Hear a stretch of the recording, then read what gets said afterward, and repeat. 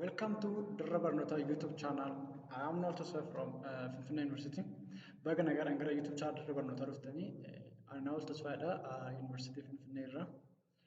Koorsii Introduction to Management jedhu chapter 4 haga partii sadiitti kana dura kan isin biraan geenyedha. Part tokko lama kan isin biraan geenye amma partii sadii hafe partiin hafe kan wal ilaalluta jechuudha. Har'aafi tiitoriyaalii kanaan kan ilaallu paartii siriidha.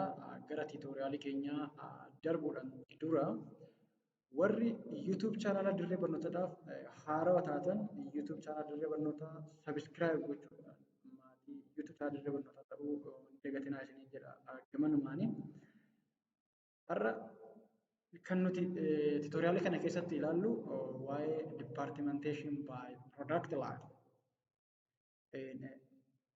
Parties we see together the departmentation based on function and departmentation based on geographic or territory. Now we're going to see together departmentation based on product line or product or line. Departmentation hika departmentation akkasumas departmentation based keessa departmentation based on function based on geographic area faayidaa isaanii disadvantage isaanii partii sirii keessatti waliin kan ilaalledha. Amma kan ilaallu waliin departmentation based on product line. Here it is the grouping and arrangement of activity around the product groups. Departmentation by product should be considered when attention, energy, and efforts need to be focused on organization particular product. Product particular ta'e tokko keessatti yookaan product specific product irratti yeroo qoodinsi departmentation taasifamu jechuudha. This can be true if each product requires a unique strategy or product process or distribution system or capital. Kun kan dhugomu yookaan kan dhugaa ta'u yoo product nuti launch goonu sun need a unique strategy and product processing unique strategy yoo barbaade departmentation based on product line. Fakkeenyaaf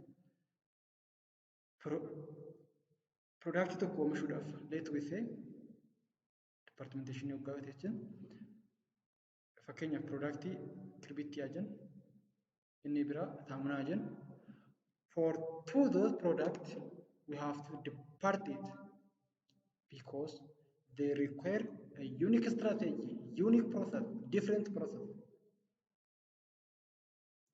This approach works well for an enterprise each engaged in a very different types of product.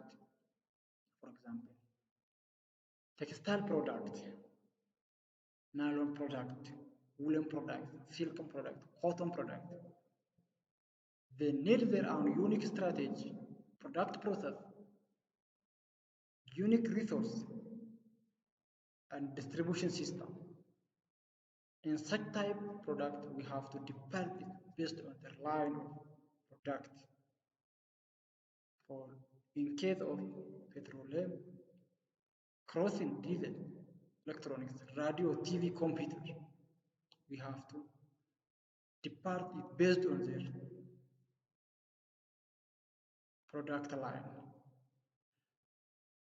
Product departmentation based on product line has its advantage and disadvantage as departmentation based on other what we call as function and territory. Advantage of departmentation based on product line is place attention and effort on a product line. Facilitate the use of a specialized skill and capital facilitate and knowledge Those are the advantage that we may get when we departmentation based on product line. Place responsibility for a profit and division level. Furnish a measurable training are ground the general manager. General manager training tafaramutu akka fudhatu. Disadvantage mataasallee ni qaba. It requires more person with general manager ability. Tend to make maintenance and economical central service difficult duplication of business function within each product line. Product line gara argachuudha. Wal deal gochuudhaan yookaan walitti wal quunnamuu danda'a. Each needs marketing, personal, financial, production, operation. In that case, it requires a more person with a general personal ability, manager ability. Prevent increase the problem of top management control. Those are disadvantage that we may deal when we make departmentation based on product line. The other way we make departmentation is based on departmentation based on customer. It's a grouping activity around the customer. This is a grouping reflect a primary interest in a customer. Mal barbaadani primary interest in animal jenne adda baafachuu. Customer are key to the way activity are grouped. Gochaawwan keenya group gochuudhaaf maamilli keenya beefikii yookaan guide jechuudha. This makes economic sense when the customer distinct enough in their demand and the preference and the needs. Departmentation based on customer means it can be used in a medical institution such as hospital, clinics, emergency service, outpatient service, inpatient service, X-ray, based on a customer. Kanneen isaan namoota service yaadu. Clothing demand, human clothing, children clothing, kanneen adda baasudha jechuudha. Advantages mataa isaa qaba. Encourage concentration on a customer. Give emphasis for a customer. Give a customer the feeling that they have understanding the supplier. Develop expertness in a customer area. Akka nuti xiyyeeffannoo gara customer goonu. Akka feelingii customer keenya hubannu. Akka customer waa'ee supplier hubatan. Customer area baruu iddoo maamila keenya baruu faayidaa isaa jechuudha. Akkasumas immoo disadvantage mataa isaa qaba. Departmentation based on customer has it is a disadvantage also. That disadvantage may be difficult to coordinate operation between competing customer demand. Require a manager and expert in customer problem. We may deal with a customer problem when we make departmentation based on customer. In that case, we need additional manager in order to solve that problem. Customer groups may not always be clearly defined. It is difficult to understand the customer needs. Since we don't understand the customer needs, we can't make departmentation based on customer. It is one disadvantage. The possibility of fundamentality of facility and labor specialized worker in customer groups. Here, we need labor specialized in work of customer needs. This is another disadvantage that we may face during we make our departmentation based on customer. Also, we make departmentation based on a process.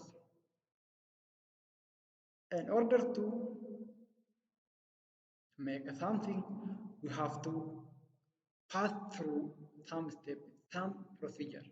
So based on this process, we make departmentation. Manufacturing firms often group activity around the process or a type of equipment. Departmentation based on process kan jennu adeemsa irratti depend taatoti procedure isaanii yookaan immoo iyyuu meeshaalee procedure yookaan step sana irratti itti fayyadamu irratti hundoofneti jechuudha kan departmentation kan hojjetu. This is the when special skill is needed to operate different machine. Departmentation based on process here we have to identify the specific type of equipment that we use in that area. For that equipment also we have to identify the skill needed in order to operate that machines. For example, involve several sequential processes calling removing the brake bark from the logs. Adeemsa san hunda keessatti namoota meeshaalee sana faana equipment sana faana deeman adda baasna jechuudha. Departmentation based on the process also is an advantage as other departmentation based. Achieve economical advantage because we identify the equipment and the person who performs that or operates that equipment. It is economic advantages. Using specialized technology. Since we identified specific equipment, we have to use specialized technology. Bring specialized technology. It is one advantage. Simplified trainings because we identify the equipment, procedure, adeemsa adda baasneer, equipment adda baasnee jirra, meeshaatti fayyadamu adda baasneer, erga kan adda baasnee booda nama training kennuun salphaadha jechuudha. Akkasumas economically faayidaa qaba jechuudha. Sababni isaa adeemsa isaa beeknee jirra, equipmentii barbaachisu beeknee jirra, erga adeemsa fi equipmentii itti fayyadamu beeknee wastage hin jiraatu jechuudha. There is less wastage. Even there is no wastage. Disadvantage mataa isaa illee qaba. Coordination of department is difficult because identifying the process and equipment. Responsibility for profit is at the top. Is unstable development general manager. Disadvantage. We may also make departmentation based on a combined base with the departmentation based on function, based on territory, based on customer, and also we may make departmentation based on combined of the bases. It's a base when which multiple bases used at different organizational level. In a particular organization. Kan jechuun departmentation based on territory, in a function, in a customer. Isa kana bakka tokkotti gaafa fannitootti. The other topic that we're going to see together now is under this in this tutorial is delegation of authority.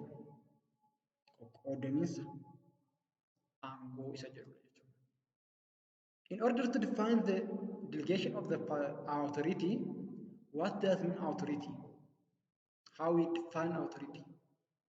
Authority might is a right commit resource that is a make decision that commit an organization resource or a legal or legitimate right to give order or to tell someone to do or not do something.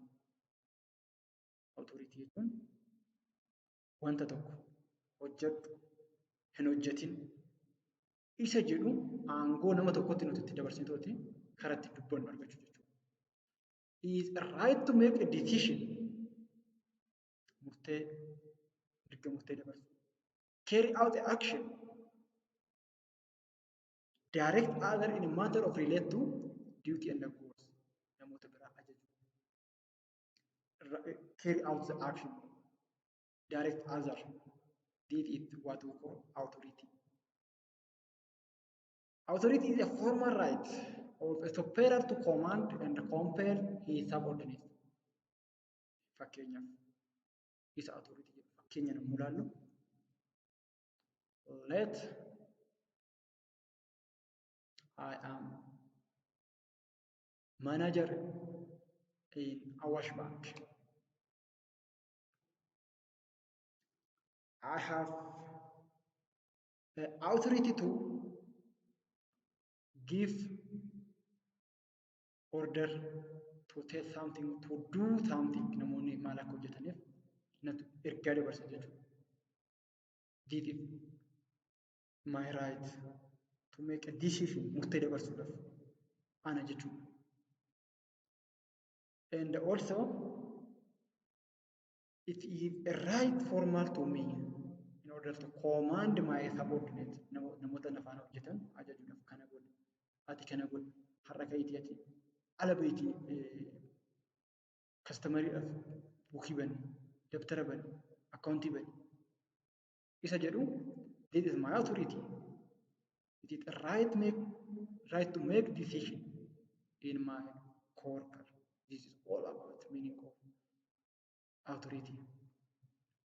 Delegation of authority. Kana jechuun immoo qoqqoodaminsa aangoo isa jedhu. Delegation of authority is downward pushing of authority from the supervisor to the subordinate. Akkuma jalqaba isiniif tuqe. Let I am a general manager to Awash Bank. Ani general manager of Bank Awash Bank. I have to delegate my authority to the other, my subordinate, in order to they help me due to I can't cover all places, all department, all function at once. Hunda isaa sana guutummaa hojii sana akka sana ofii kiyyaawanii galma gahinsa isaa galmaan gahuu hin dandeenyeef aangoo sana nan qooda namoota nafaan hojjetaniif hin dabarsa. Ani akka jeneraal maanaajeritti ta'e kan akka branch manaajeri, staff manaajeri akkasitti qoqqoodaa deema jechuudha. That is all about delegation of the power. Just one person is enterprise can do all tasks necessary to accomplish for a group purpose. So it is impossible. Enterprise namni tokko qofti aangoo sana batee wantoota hunda nama hundaa jechuu hin danda'u. Kanaaf subordinate mataasaa aangoo sana nama biraadhaaf qooda jechuudha. Kanaan salphaatti. In delegating authority, a manager doesn't surrender his power because he does not permanently dispose of it. Delegated authority can be always gained. This is called recovery of delegated authority. Reorganization involves some recovery and redelegating authority. Kana kan itti aansee jiru process of delegation authority. Akkuma isiniif kaase general manager bakka ta'ee jirutti I wanted to delegate my power, my authority.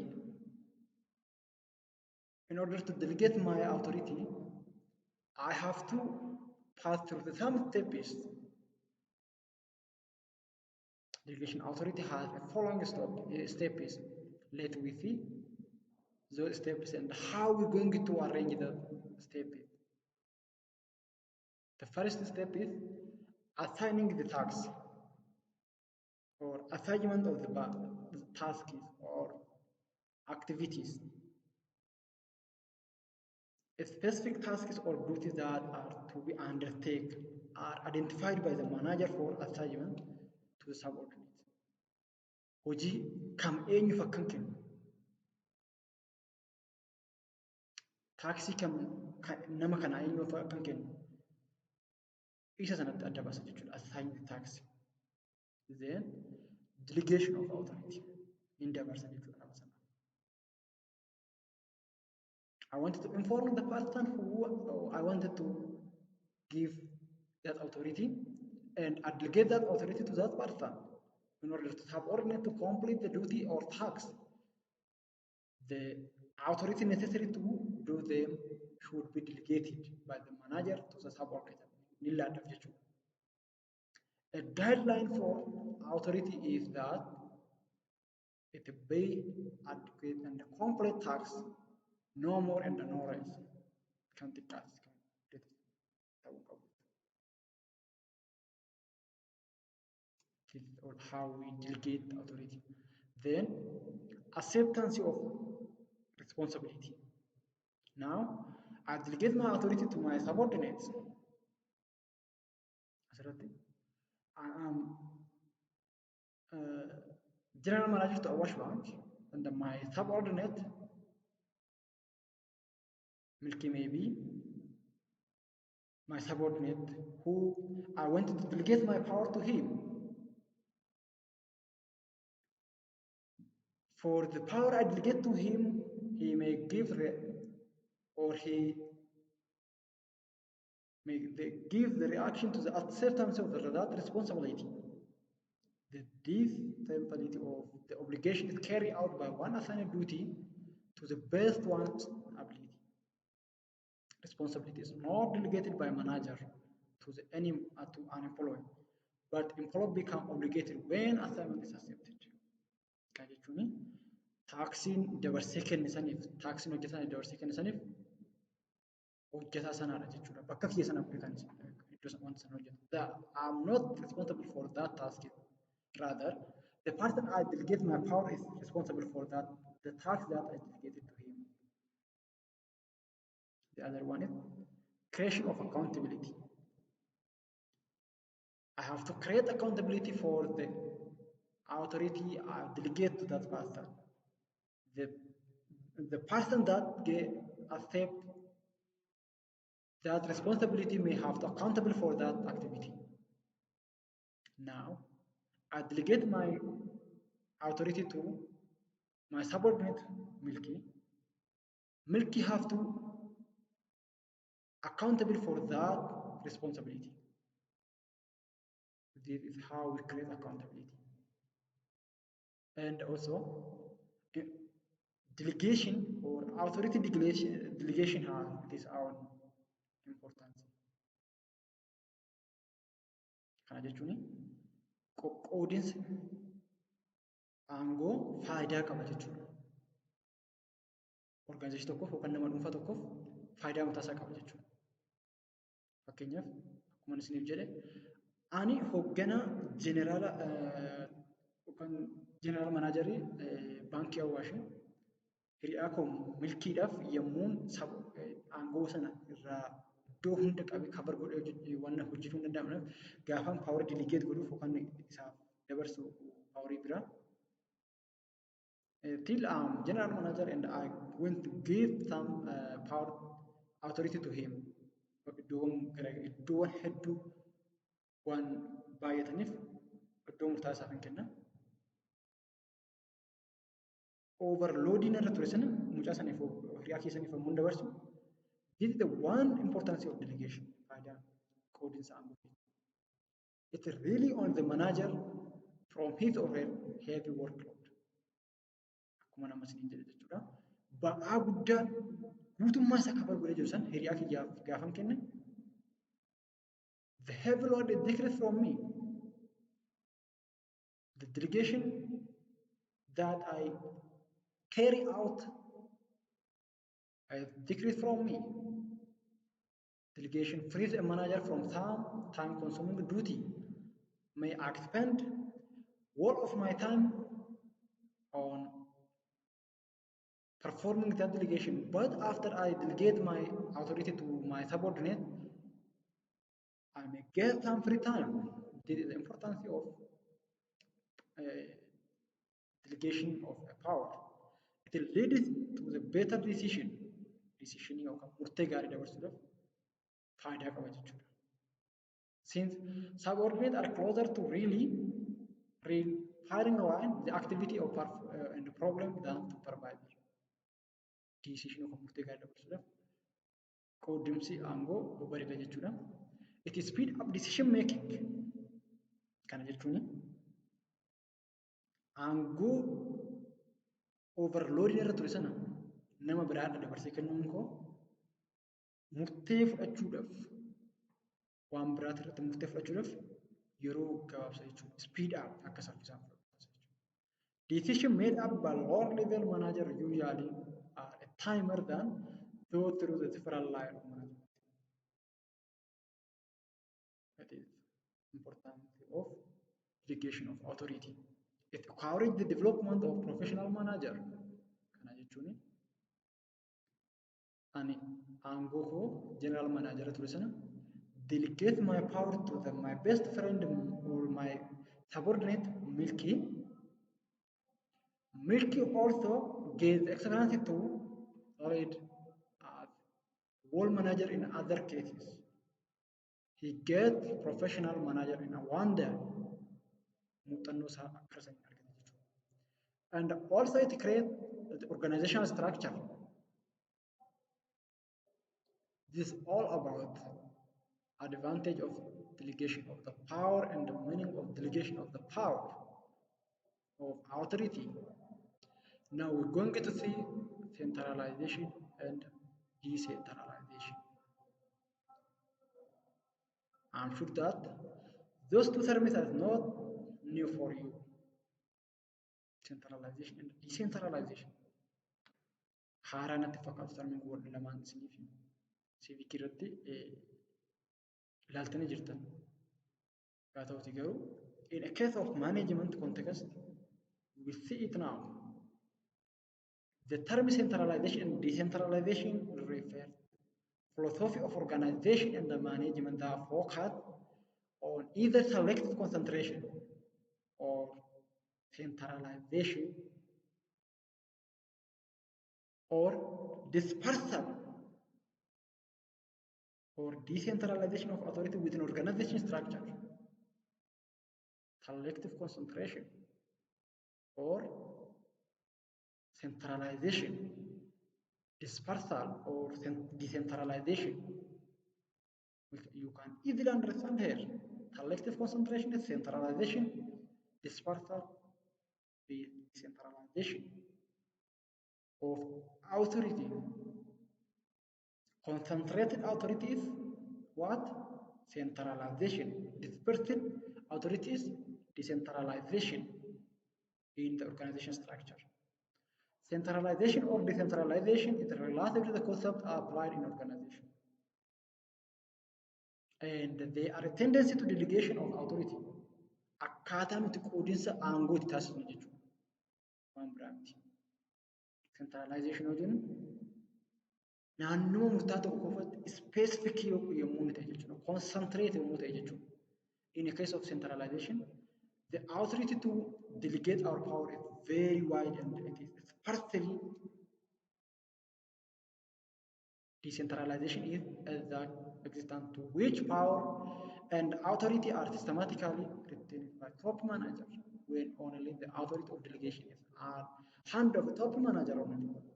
If organization is centralized, here we have to identify the future of centralized organization.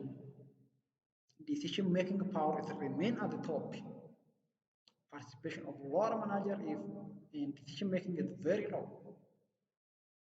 This is the future of decentralization organization. Amala decentralization organization iddoowwan waa'ee murteessuutti concentrate ta'an yommuu fudhanne murteen kan darbu yeroo kamuyyuu top level manager qofarraa yookaan immoo gulantaa olaanaa irraa dhufa. Hirmaannaan low level murtee dabarsuu keessatti it is very low.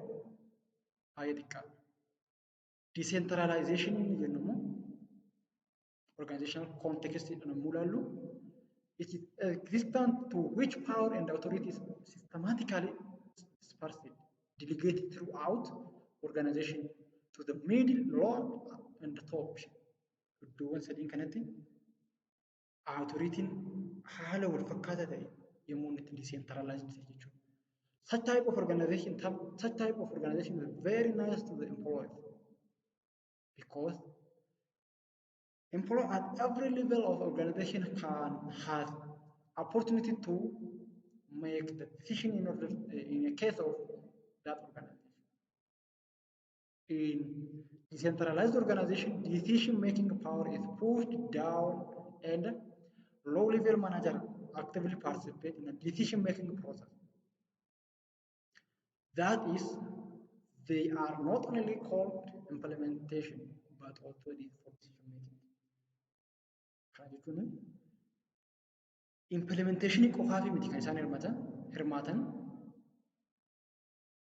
murteedhaaf illee osoo murteen applied hin ta'in dura ni hirmaatu jechuudha. Low level irra waliin jira. In a case of centralization, employee or low level manager also participate in a case of impediment. Yeroo inni apply ta'e qofa kan argamu jechuudha. Generally, centralization and decentralization are not opposite rather than they are tendency or proportion to delegation of the centralization and decentralization kan jennu faallaadha jechuu osoo hin taane akkaataa aangoon ittiin qoodinsi aangooti kan ittiin ilaalu jechuudha. In case of management or organizational management, if they were opposite yoo faallaa ta'an ta'e, there could be absolute centralization or absolute decentralization. But there is no absolute centralization, absolute decentralization. Faallaa walitiin miti jechuudha. There could be absolute centralization of authority in one person yoo kan hin jirre ta'e yoo faallaa ta'an absolute centralization guutummaatti aangoon waanuma hunda decision making gochuun implement godhuun harka nama tokko at one general manager jira jechuudha. But this implies no subordinate manager are. There is no structure of organization in such absolute decentralization hin jiru jechuudha. Osoo jiraate ta'e garuu wantumti hunduu guutuu kaampaanii sana kan ilaallatu harka nama tokko kan gaggeeffamu jechuudha. Some decentralization exists in all organizations. On other hand, there cannot absolute decentralization. Decentralization keessattis absolute decentralization hin jiru naannoo kanatti hubachuudhaaf yaadadha. When there is absolute decentralization, for the manager should delegate all their authority. Also, absolute decentralization jiraate namni kamiyyuu kan immoo maanaajarri kamiyyuu hoogganaan kamiyyuu authority isaa sirumayyuu hin bahu jechuudha. Inuma qooda authority isaa jechuudha. Delegate godha jechuudha. This status manager position would be eliminated. Iddumti manager yookaan hoogganaa jedhamu kun ni dhabamu. Absolute generally there is no absolute centralization, absolute decentralization. This is all. When decentralization is greater, yeroo kamidha aangoon decentralized kan ta'u. A greater number of decisions made at a lower level of organization. Yeroo murteen baay'een harka low levelitti kan decide ta'uu ta'e. The more functions are affected by decisions made by lower level. And also, the less subordinate has referred to his or her fairer decision and the less checking required as a decision made at a lower level. Also, there are factors that determining the delegation of authority. Wantoota garaagaraa dhiibbaa uumuudhaan akka maanaajer yookaan hoogganaan tokko aangoo sana hin hirre wantoonni taasisanii jiru. Manager cannot ordinary for or against the decentralization of authority. However, they may prefer delegate authority. or they like to make all decisions. Some factors that affected the degree of centralization or decentralization delegation of the power authority are wantoota kana gadi jechuudha. The history of organization, history and the culture of organization. Seenaan yookaan immoo aadaa organization sanii akka aangoo suni delegate ta'uu kan delegate hin taane wantoota taasisan keessaa isaan tokkodha jechuudha. Whether authority will be centralized frequently depend upon the way business organization has been built. Those enterprises that the main expand from the south mark the tendency to the authority as centralized. Akka harka isaanii jechuudha. Seenaan isaanii jalqabas.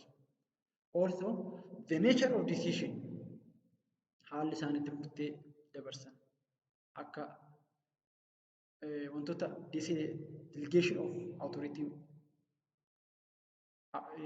determine godhan keessaa isaan muraasan. The coster, the riskier decision, more centralized authority will be. Fakkeenyaaf authority centralized authority delegate gochuun keenya sun yookaan costii ta'u yookaan baasii baay'ee ta'e yookaan riskii qabu ta'e. We prefer more centralized authority at one hand or top level. This is the nature of decision. It affects the way we delegate our authority. Availability and ability of the manager. Lower level manager. Those are factors that determine or affect the delegation of authority. A real shortage of manager would limit centralization. Jechuun baay'inni nuti manaajara low level irraa qabnu akkaataa nuti itti qoodamiinsa aangoo yookaan dabarsa aangoo kunuunsan ni murteessa jechuudha. Yoo nuti low level irraa manaajara muraasa qabaanne we prefer stay our delegating our power at the top level. This is the way or indicator of delegation of our power. Management philosophy ilaalcha isaanii jechuudha. The willingness of manager to delegate authority and the limit degree of centralization. Fedhiin isaa, willingness isaa, hooggansa tokko mataa isaa darbiinsa aangoo sanaaf dhiibba mataa isaa qaba jechuudha. Akkaataa sana. Size and the characteristics of organization. Size yookaan characteristics of organization akkasuma dhiibba mataa isaa qaba jechuudha. In a case of a small organization and in a case of large organization, the way we delegate our power is different from one another. In a large organization, the more decisions are made by and the more places which are must be made, more difficult to coordinate them. So we have to delegate our power. In a case of a small organization, there is no much need the delegation of our power. Coordinates aangoo kun size organization akkasumas amala organization. Organization keenya guddaa yommuu ta'e authority keenya dabarsuun yookaan nama biraa subordinate biraa dabaluun dirqama jechuudha. Sababni isaa sana hunda isaa authority sana hunda bahuun organization sana hunda keessatti perform gochuun waan ulfaatu. Xiqqaa kan ta'e keessatti immoo hin barbaachisu jechuudha. Because that one person can also perform it effectively. It's no need geographical depression. Bal'insa coverage ni murteessa jechuudha. Environmental uncertainty. Haala environmental uncertainty tend to produce the need of more decentralization. Akka decentralization taasisa jechuudha. In this case, the fast-paced change interface with a top management ability to assess situation with speed necessary to make timely decision. This is all about this part. We will say by another part isin subscribe gochuu, share gochuu qofa hin dagatinaa. Maatii keenya ta'uu hin dagatinaadha. Viidiyoowwan jiran yeroo gabaabaa keessatti kan isin biraan geenye xumurudha koorsii kana. Akkasumas koorsii biraa koorsiiwwan dipaartimentii keessa jiran kan exit exam irratti kan isin fayyadan kan isin biraan geenyudha jechuudha yeroo gabaabaatti. Galatooma.